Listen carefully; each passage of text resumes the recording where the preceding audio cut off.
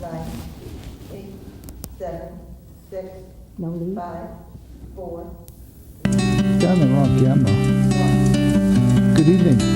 I'm Ken Demers for Psychic Holistic Spotlight. And with me tonight is Josie Way, our director, and Joe Higgins. My mind went blank. I've known Joe for years. I only known him for 10 years, Ken. Yeah. Anyway, Joe is a very accomplished medium, author, and so far I believe he has 4 books. We have 3 here, and we were going to talk to him about his books, and particularly the latest one. Yeah. And I'm a little curious. The first 2 are kind of lighthearted, I guess you would say, teaching people that your spirit guides are with you, that they like to communicate to you, that they enjoy it as much as you enjoy talking to them. The second one is what? It's a book on signs, how to recognize signs from your deceased loved ones. Okay. Which is kind of lighthearted and fun. And this one, always connected, and this is for veterans. And particularly, it's from deceased veterans giving guidance from the other side of life for veterans that are having a hard time existing after the wars, coming back, functioning in a normal way. These folks that he's channeled to write this book with, they have an insight that we in the living don't have. Exactly. How in the world did you come about writing this? This is very different. Well, I wanted to be able to do something to help the veterans and some of the soldiers currently that were in Afghanistan when I wrote that. And I wanted to do something more than just, I had said earlier, like sending Slim Jims overseas or something. Because I had seen a headline that 2 of our soldiers had been killed, and it was on page like 3 or 4. It wasn't on the front page anymore, and our soldiers were still dying, and it was an afterthought, I thought. So I said, how can I bring awareness to this fact? And we were going through a big turmoil and a lot of suicides from veterans at that time. There was a big spike during that particular month of September. So I said, what can I do to try to help out things? And then it just came to me, they said, do what you do best, and what I do is I write and I channel information. So I decided to write a book for veterans to help them. And then it came to me that I would actually ask for assistance from veterans on the other side to help the vets of today. Now, is this geared for the veterans, or is this geared for the spouses of the veterans? I Or wanted to cover both sides of it. So, like there's 2 chapters in there for veterans, one on suicides and one on suicides for civilians that are dealing with vets that pass over. So I wanted to write it for the families, families of the veterans, people that actually live in conflict areas. So there's a lot of different aspects to war. what's a conflict area? A war zone. I mean, a lot of times in war zones, people are going on about their daily lives and how they deal with it, as opposed to a spouse or a family in the United States and their loved one is 5,000 miles away in a war zone. It's a different perspective. But they still share some common bonds, even though they're so far away in different types of areas. So I wanted to give a nice balance of civilians here and civilians inside a war zone, as well as veterans, some of the questions that they ask. Some of the big questions, is God going to punish me for the things I've done? I feel guilty about this. Will I see my loved ones on the other side? Will I see the enemy on the other side? A lot of questions about guilt, and we just see if we could find out a good way to help them and kind of figure out what kind of goes through a veteran's mind, and a lot of insight from veterans that had passed over, which was a very big learning experience for myself. It's kind of like a lot built into it. No. Your newest book also is a meaty book. The what? Is a meaty book, a strong subject. Well, I try to write, like I say, a lighthearted book, and then a heavy book, and then like a lighthearted book. The books I write on signs, they're light because I put a lot of stories in there for people that have had signs from their loved ones. And they estimate between 20 and 80 million Americans have had some type of contact from a loved one through a particular sign. What's your favorite sign story? Oh my God, there's so many of them. Like everyone is, one of the big ones that happened to me before I wrote Hello Anyone Home, and it was a sign from my aunt. 5 minutes after I asked for a sign, after she passed, I drove through a McDonald's or a Burger King or something to pick up an iced tea, and I looked down, and it was this, beautiful new soil, and there was nothing growing. I saw one green thing, and I looked down and I said, "Oh my God, that's a four-leaf clover." And I took it as a sign because my aunt was very Irish American, and we had Irish bagpipes at the funeral, and we had a shamrock over her casket. So to me, that was a really good sign. And then I saved it, and I showed it to a couple people, but I didn't put it under glass or save it anyway, and it started to shrivel up and it died. But at least a couple people saw it. So I said, "That's great." And then a few days later, I said, "I am so sorry, Eileen, that I did not keep that. Can you send me another sign?" Now I should know better. I should be grateful for one sign, but I asked for another one. And coming back from the beach that particular day, which was like 4 days later, we were cutting through a little grove of trees to the parking lot, and had my chairs and blankets and stuff, and I was walking full tilt, and I just stopped, looked down, and there was like 1,000 different clovers, and I looked down, all in one motion, and picked one, pulled it up, and it was another four-leaf clover. So it's 2 four-leaf clovers in 4 days, and I considered that a double sign. I said, I gotta write a book about this stuff. And so it was a keeper. I see the big butterfly on the front cover of the book, and one of my favorite stories is from, what's his name? The guy in Connecticut. Roland Comptos. Very good medium. He's over an island in a castle giving a presentation in the wintertime. It's cold. And at the beginning of the seminar, like 2-3 days before, he told some woman she was going to understand when the butterfly came to her. He didn't know what it meant. Right. 3 days later, he's giving his final closing speech, and all of a sudden this woman screams. There was a giant butterfly sitting on her plate. It was over dinner. Yeah.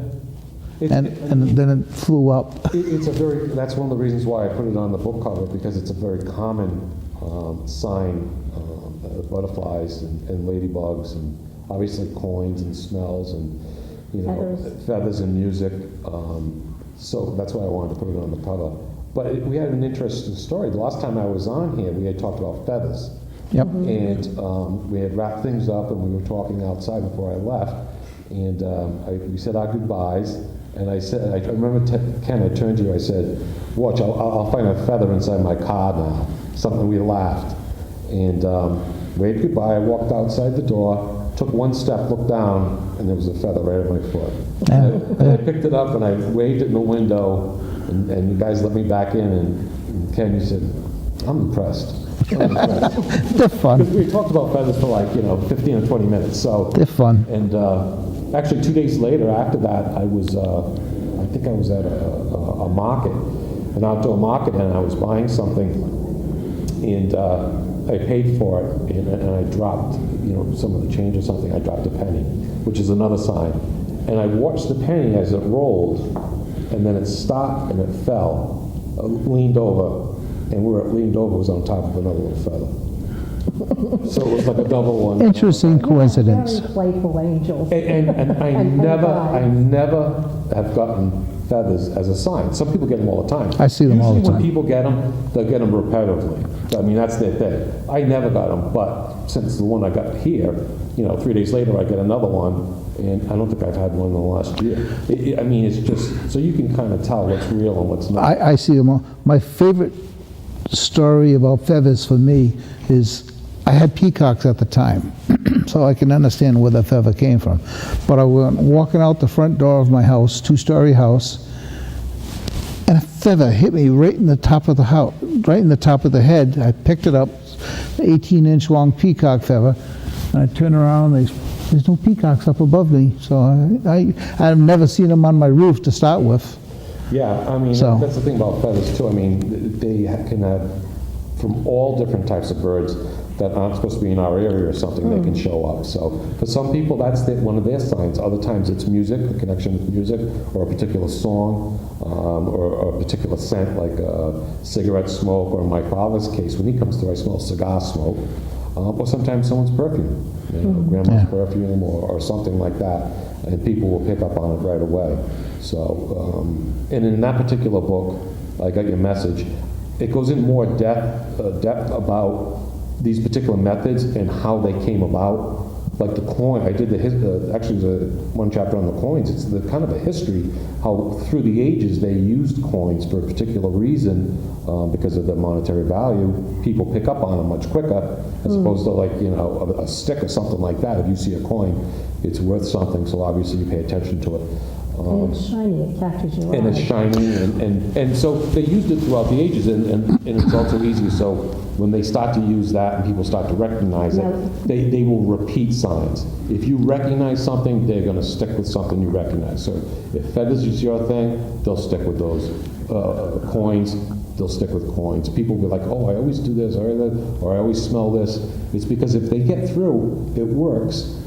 It's very simple. They're going to keep doing it to remind you that they're still around. Okay, here's my They don't question. want you guessing all the time. Now, they, the audience needs to know, is Your loved spirit ones. loved ones. Your spirit loved ones, right. So if someone in particular wants to come through or let you know they're around, they will pick a particular sign that you will most recognize. Okay? So Dad, it might be one particular thing. Mom, it might be something else. Once you've gotten the sign, then what should you do? Say thank you. It's like saying hello. But is there, sometimes the sign Is- is just something to say hello. Sometimes it's encouragement to move forward with something. It's affirmation that, yes, we know you're thinking about going to work for yourself. Go ahead and do it. Yeah, Sometimes it can be depends that on strong. the circumstance, the context of when you get it. A lot of times people get signs if they're going through a stressful time. And I see that all the time with sequential numbers. well, what I had in mind when I asked the question was, what do you do next, would there be a recommended procedure for them to try and establish a link? Well, okay, here's the sign. I should make a point of sitting down and doing a meditate, or clearing my mind, or sitting quiet, or I mean, they can if they want to take it another step, but I think basically it's like someone opening a door and saying hello. It's a connection. The communication's open, okay? Because the loved one might have been thinking about that particular person that passed. So when you're thinking, you're making the communication connect. When you see a sign, it's the physical manifestation of that communication. So if you want to hear their voice, or you want to get into meditation and try to feel their presence, you can take it to the next step and do that. But for the average person, sometimes, you're missing dad or mom or a spouse or something, and you're driving down and you hear the music. Sometimes that's all you need to lift your spirits and realize, life goes on, my loved ones are still here, they're still supporting me, and it just brings a nice warm feeling to your heart. And sometimes that's all you need. So say thank you. Say thank you. I understand the sign. I appreciate it. And keep them coming if you want. yeah. And it's just a way of showing your love both ways. At one point in time, when I was traveling down to the churches in Connecticut, one of the mediums had told me that my grandmother traveled with me when I was driving, and that I could feel her. So as I'm driving down, I would take my hand, and sure enough, about the size of a person, there would be a cold spot in my passenger seat, which is a different type of sign, I guess you'd say. Well, some people feel like they just feel like their grandmother's around. or they feel like a loved one's around, and it might not be a physical sign where you can actually pick something up, but one of your senses picks it up. Okay, so you know that a loved one's around, because a lot of times people say, "Oh, I just feel like they're around." So you're using one of your senses. You know, Yeah. that a lot of people don't tap into No. unless they want to develop it more. Someone you know, Pam Edmonds, I had taken some friends of mine over to her house just to introduce her to her, and she was channeling Mother Mary. And we went walking into her sitting room where she would do her readings and things, and the smell of roses associated with Mother Mary was just so overwhelming. I mean, there were no roses in the room, but I like flowers, and I knew roses when I smelled them. Well, because the connection's been made. There's Yeah. an association there. And once an association's been built through whatever sign a loved one is sending to you, they're going to continue that because they know you'll recognize it the second and third time much more quickly, and you'll be able to accept it. Because a lot of times people are like, "Oh, I don't know if that's true." But, by the second or third time, it starts to hit home. It's like, all right, this is definitely Oh, I wasn't the only one that could smell them, so that was like reinforced So by that's a the, group sign. yeah. We were talking about individual signs, but there are also group signs, and they're sent for particular purposes too.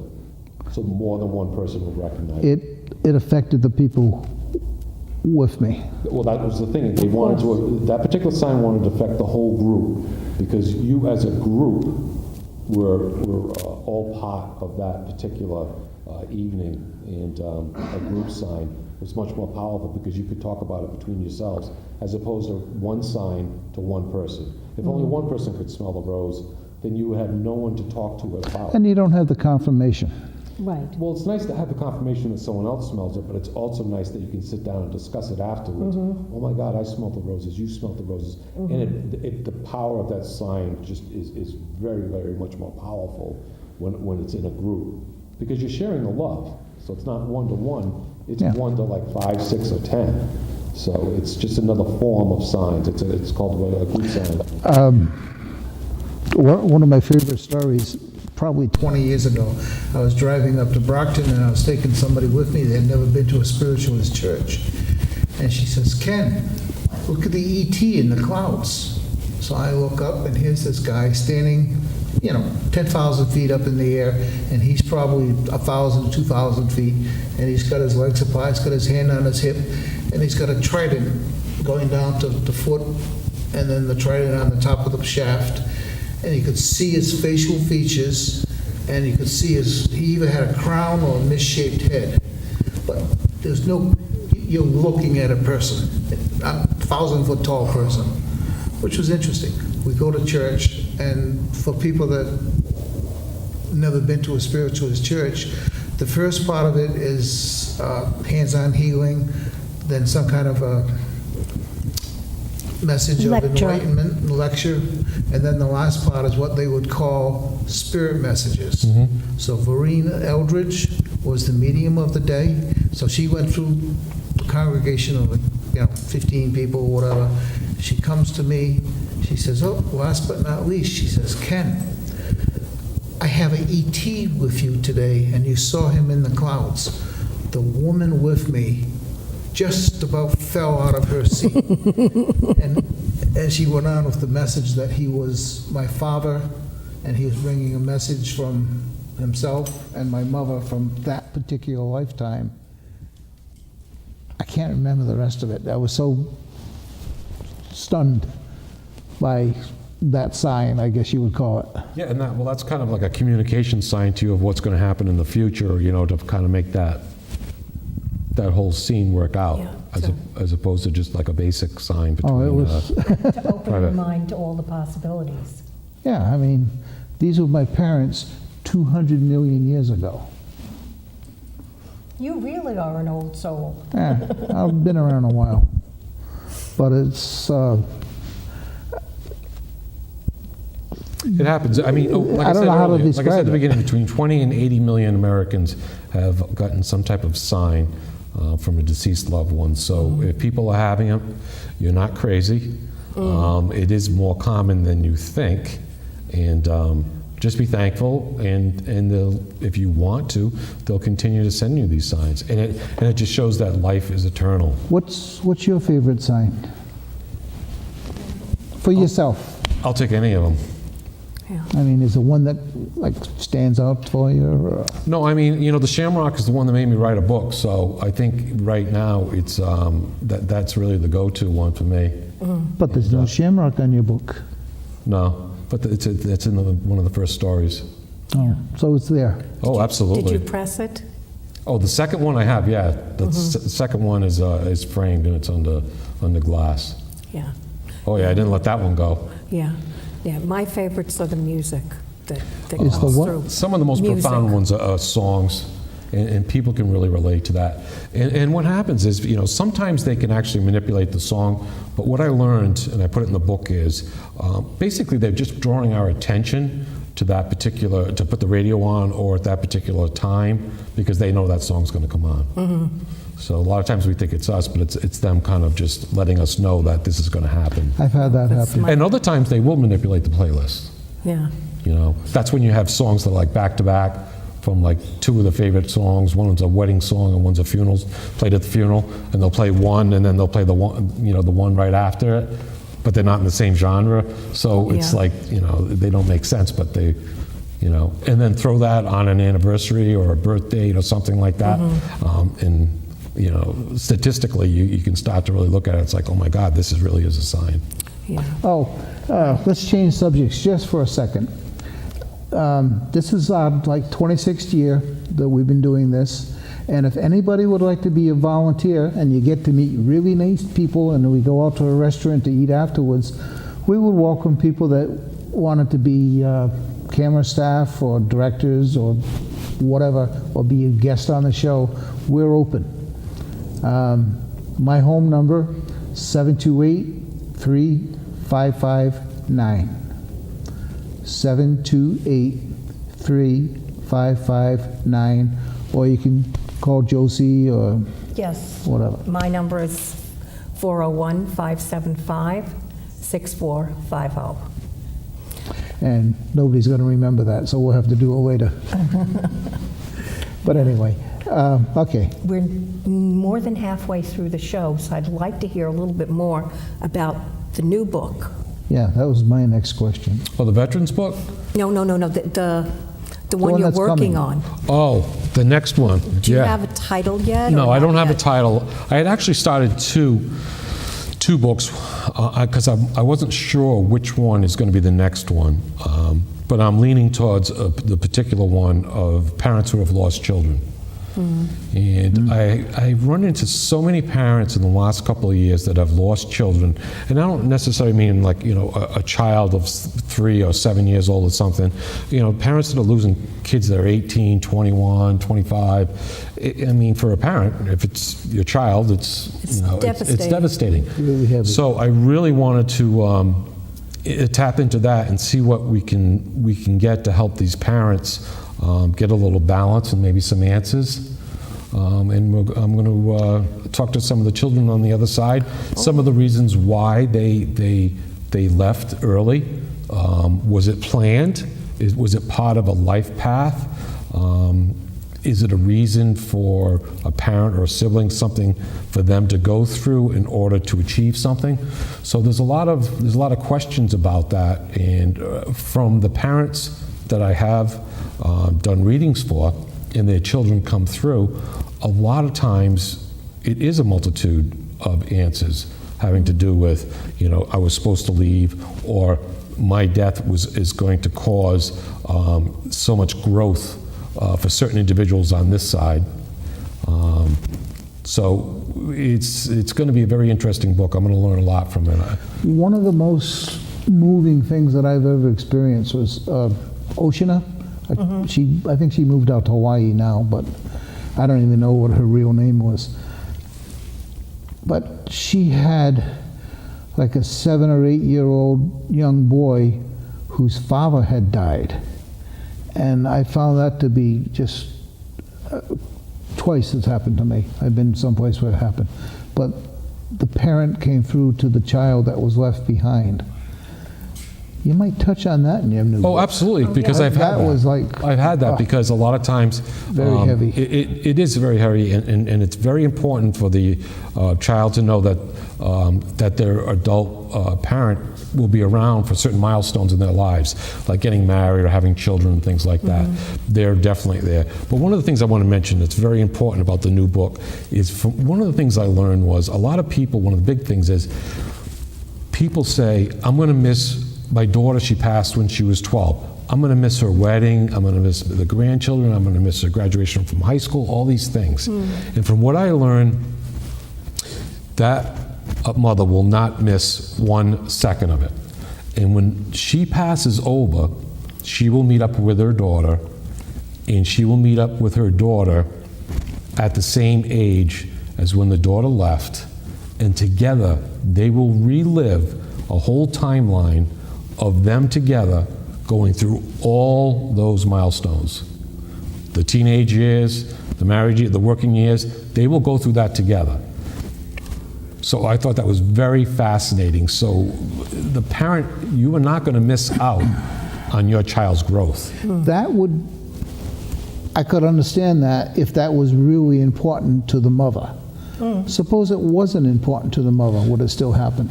If it's not important to the mother, then the mother will meet the daughter on the other side at whatever age she could be at that time, or whatever age they agree upon. But if the mother really, parents, they really miss when their child passes.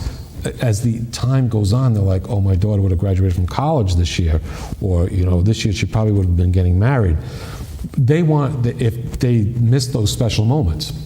But when they cross over, they'll enjoy those special moments at the earlier age that the parent and the child were still alive.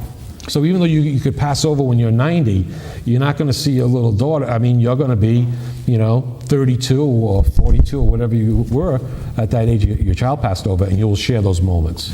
Now, I've heard both ways.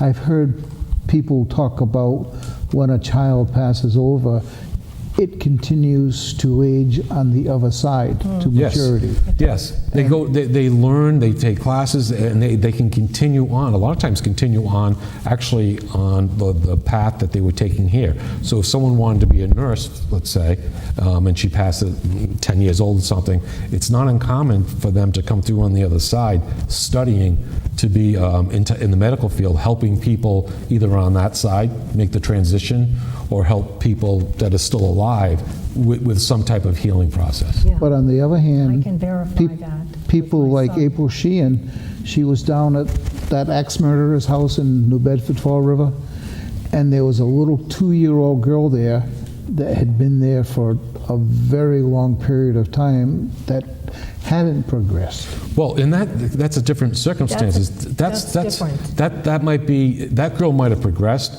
but a very small part of her might still be living in that time zone. So it doesn't necessarily mean her soul is trapped in that 200 year ago thing. Yeah. Well, yeah, it could have been. Excuse me, we have to say thank you to our guests for our guests out there in TV land for viewing us on Psychic Holistic Spotlight. And thank you, Ken Demers, and thank you, Joe Higgins, for Thank you for having gracing me us on. with your company. Love having conversations with you guys. Well, it's always pleasant. And it's questions that I'm sure your viewers ask or think about. Now, would you like to give your web address or something? Because there may be some parents out there that have really interesting stories Yes. to send you. JoeHiggins.com, very basic, JoeHiggins.com, and we would love to have some of your stories about some of your, if your child has passed and you've had a sign or some type of connection, we'll see if we can get them in the book. Yeah, because I can give you Yeah, information. I have a bunch, yep. I've Okay. had Justin come through, yeah. Yeah, Ken Demers, 728-3559. If someone wants to be a volunteer, or if you have a type of show that you would like to experience or know, we're open to suggestions. What do you like? Let us know. Thank you. Yes. Good night. thank you. You didn't say thank you, Joe. I thought it was the hosts that say thank you. We do. I was just being funny. That's silly. It's a wrap. Yay.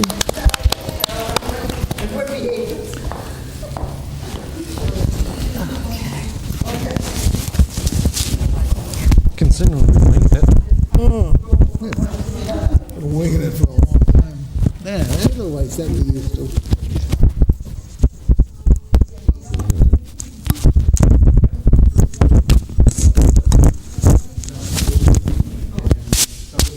Previous program, we usually do the lights, so they're giving us speeding through Kent, we were balancing back and forth. Oh, yeah, yeah, I Thank think God. So everything was on Ken's mic? Everything was on Ken's mic, so when Ken was talking, we turned it way down, and when you were talking, we turned it way back up until we unmuted everything else. We did hear you. Okay. Yeah, so it was kind of like, I'm like, what's wrong? They're wearing the mics exactly where they should be. Yeah. So, what's her name? The girl helped me. Oh, Alan? She came in, she's like, oh my God. No, but she just looked at me and went, how many times have you done this? Today.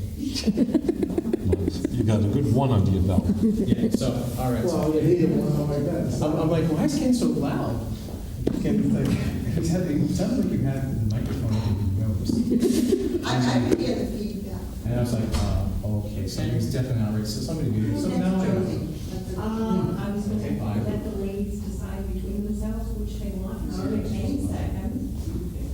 Murder came second. You go ahead and- Kathy will go next. And Kathy will go next. And Myrna. In the order that everyone came. So you can't go out to dinner with us. No, we're just a student. Tiny people.